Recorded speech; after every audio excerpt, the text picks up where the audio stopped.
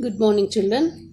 Today I am going to do the history third lesson, that's British impact to the Indian administration or British rule, impact of the British rule in India.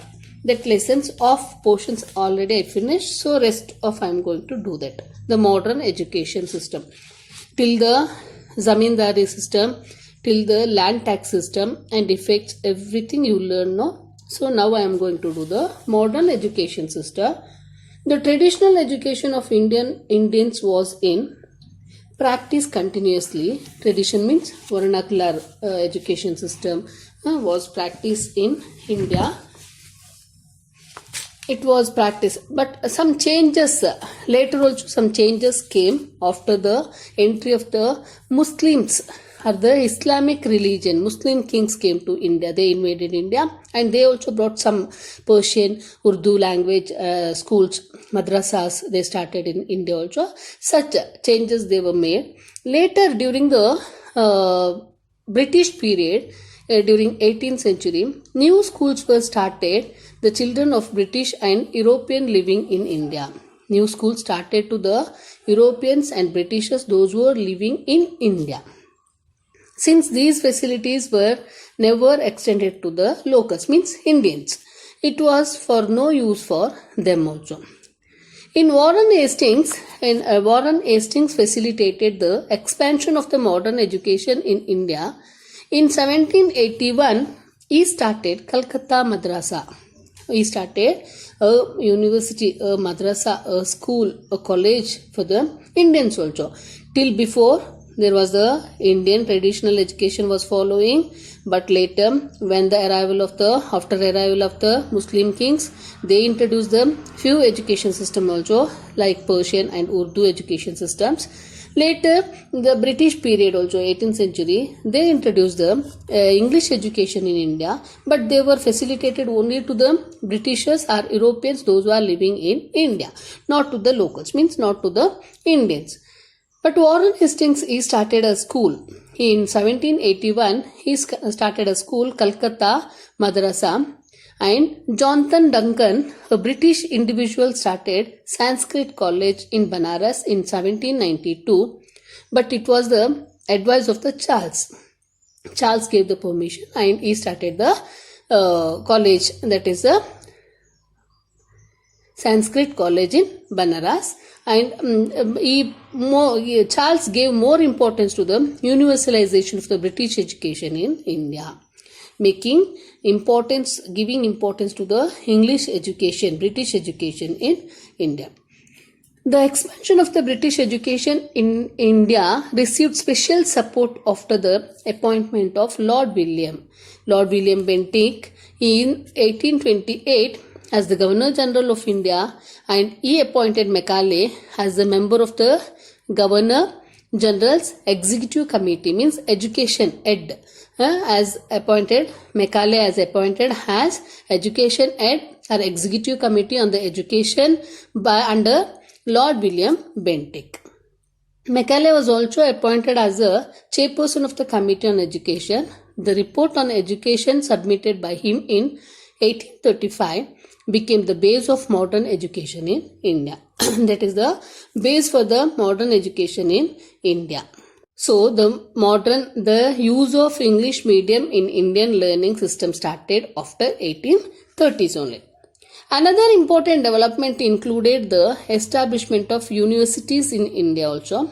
The Governor General Lord Dalhousie established universities in Calcutta, Bombay and Madras.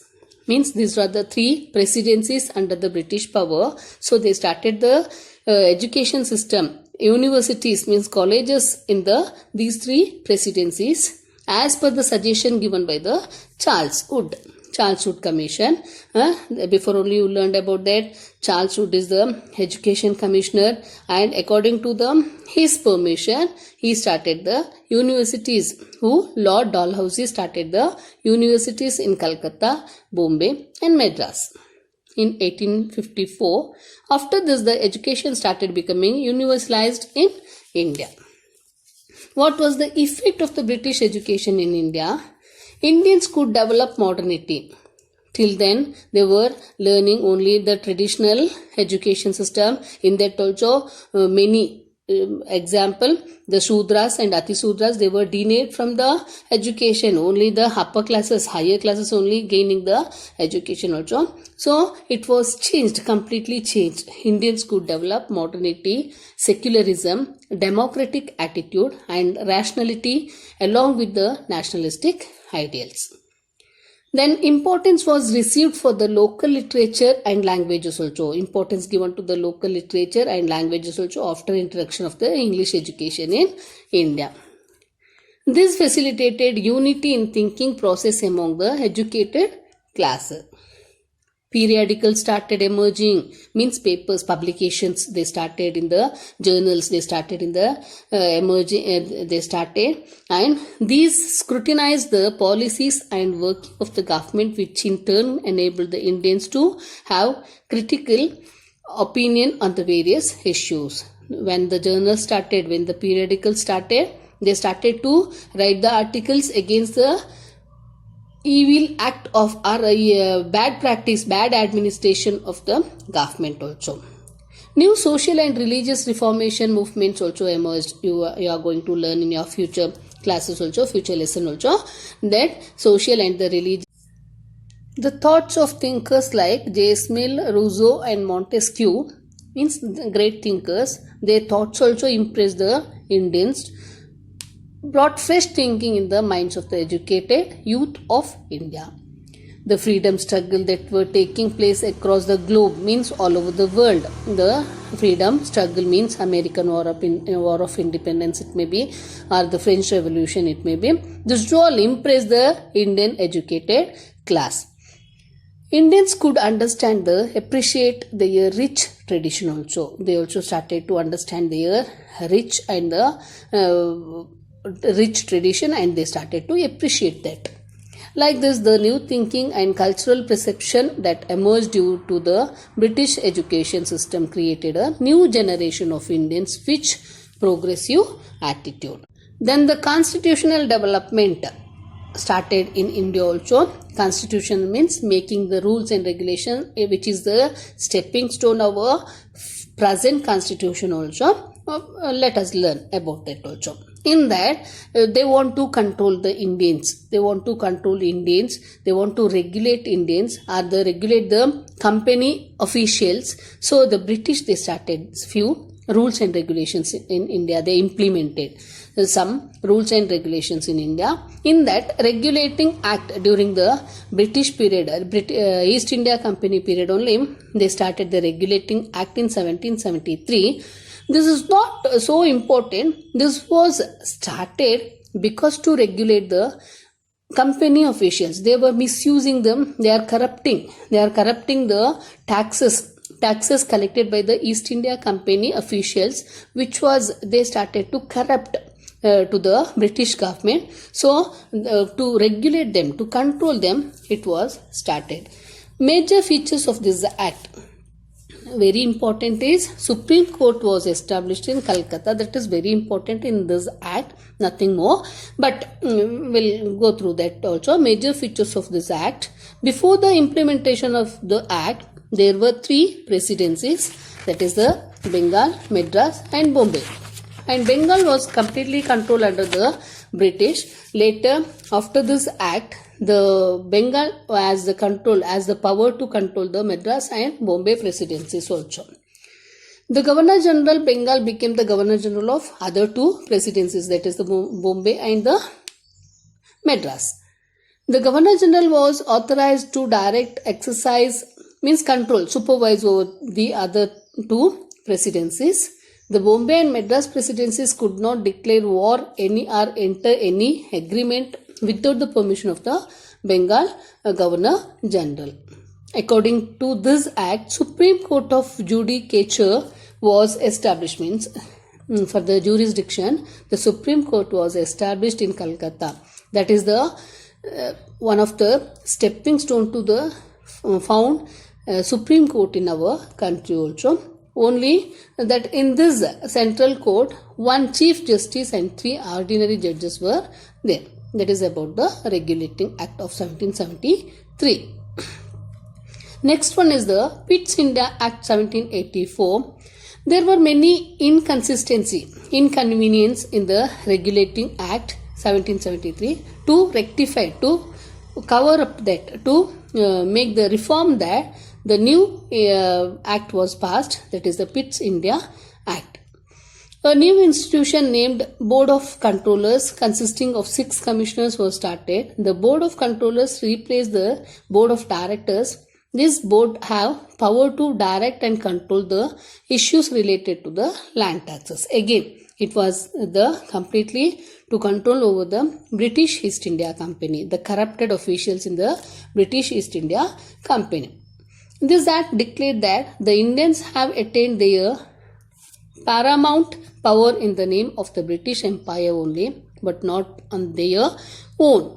They are commenting on the Indian people also, that and the political rights of the Indians conclusively. It declared that the areas under the possessions of the East India Company are the integral part of the British Empire.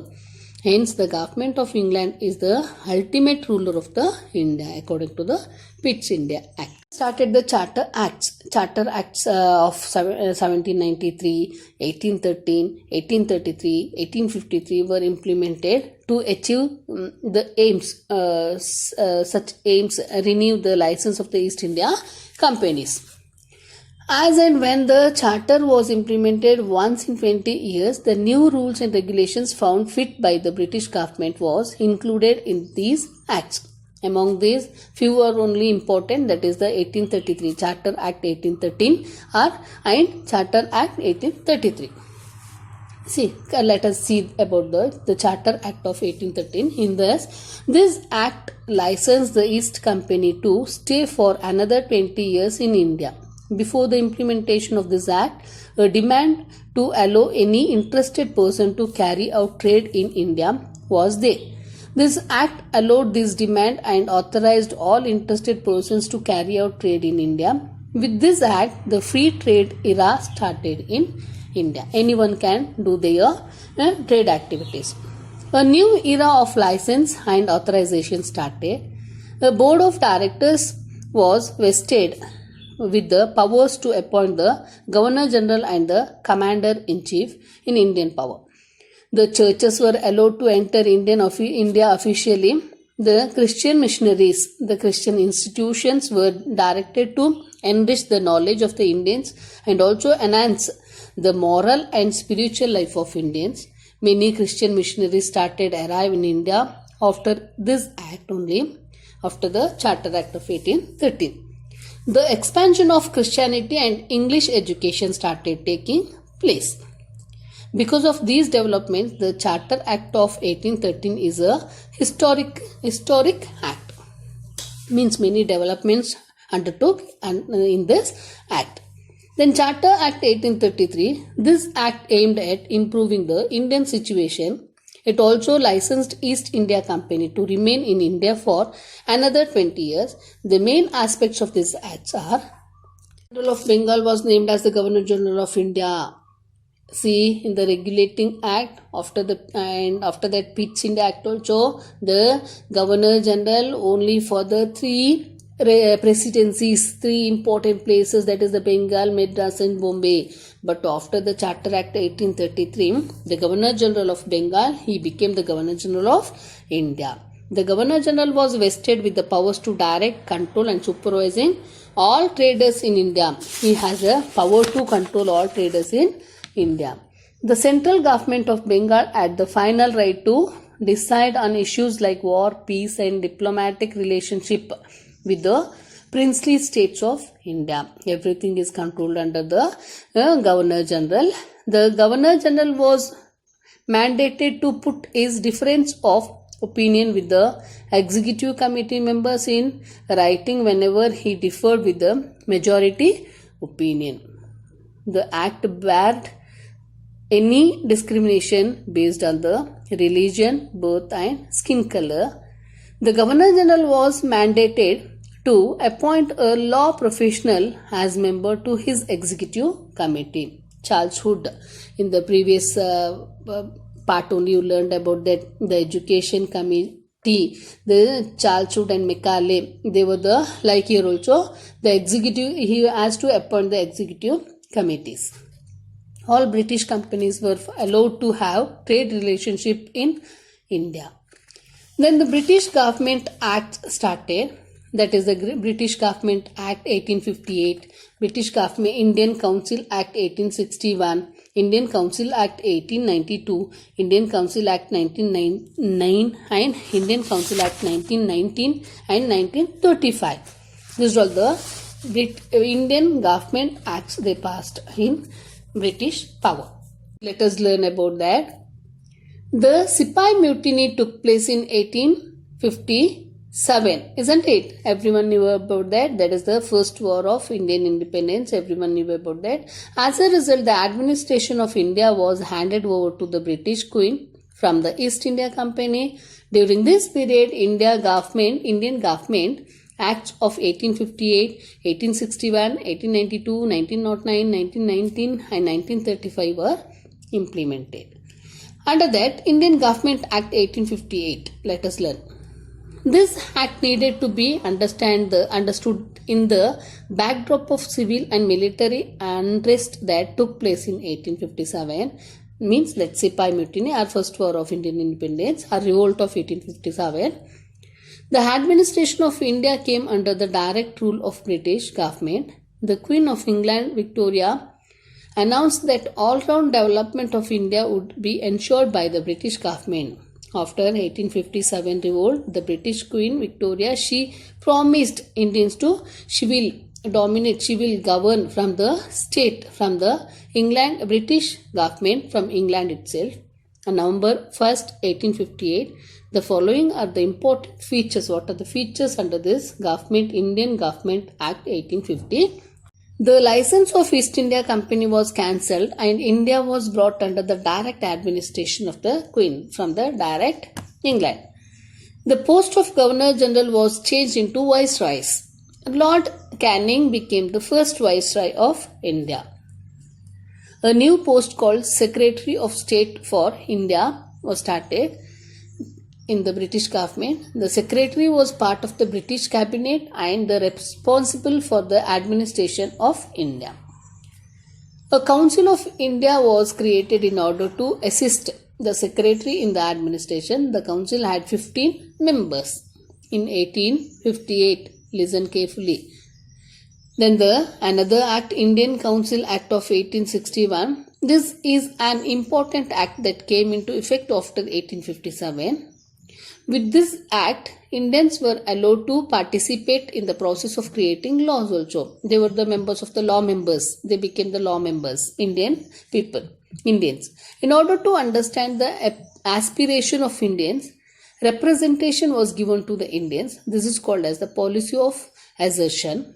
The following are the important features of this act.